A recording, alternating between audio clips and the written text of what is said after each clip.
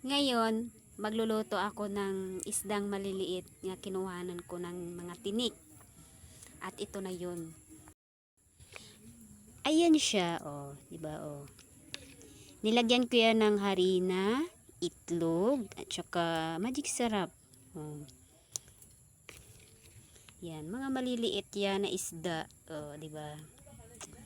Para-paraan lang yan kasi hindi kasi makain ng anak ko yung tinik. Tapos pag niluto ko lang to sa sa ano bang tawag dun? Sa suka. Pag niluto ko lang to sa suka, hindi niya kakainin talaga. Hindi niya papansinin. Kaya ito, kinuhanan ko ng tinik.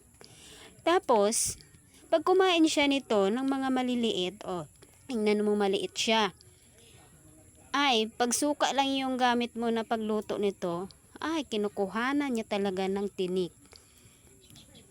Yan talaga ang napansin ko, kinukuha niya na talaga ng tinik. O, kita mo naman, o. O, maliliit yan. Pero, nagawa niya pang kuhanan ng tinik. Ayun yung kumain ng may tinik. Ako, ganyan talaga kumain nun. Ayaw kumain ng may tinik. Maliit naman, sabi ko. Sabi ko sa kanya, kainin mo na lang kasi hindi ka naman matinik. Ay, binigyan niya ng ng oras para makuha yung tinik. Ay kalain mo, oh, ito. Maliit yan, maliit. Yung maliliit na mga isda, oh.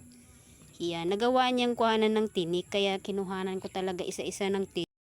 At ito na yun ang aking niluluto na tortang isda. Oh, nasubukan nyo na ba to? Tortang isda.